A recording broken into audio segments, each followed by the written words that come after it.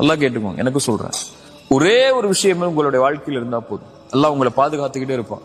அந்த பாதுகாப்புல இருந்து நீங்க விலகவே மாட்டீங்க. அந்த ஒரு விஷயத்தை மட்டும் உங்களுடைய மௌத்து வரைக்கும் நீங்க கடைபிடிச்சீங்கன்னா போதும். ஃபஜ்ர் தொழுங்க. ரசூலுல்லாஹி ஸல்லல்லாஹு அலைஹி வஸல்லம் சொன்னாங்க, யார் ஃபஜ்ரை தொழுவாரோ அவர் அல்லாஹ்வுடைய பாதுகாப்பில் இருப்பவர். அல்லாஹ்வுடைய பாதுகாப்பில் இருப்பவரை எதுவும் தீண்டாது. ரசூலுல்லாஹ்வுடைய வார்த்தை இல்லையா?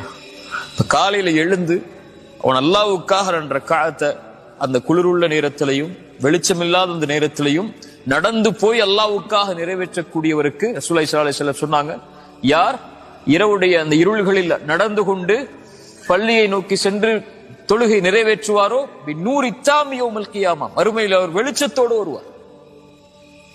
அல்லாஹ் அவரை பாதுகாக்கிறான். யார் ஃபஜ்ரை தொழுவாரோ அவரை அன்றைய தினம் முழுவதும் அவர் அல்லாஹ்வுடைய பாதுகாப்பில் இருப்பவர். அல்லாஹ்வுடைய பாதுகாப்பில் இருப்பவரை யாரும் எதுவும் அவரை செய்யாது.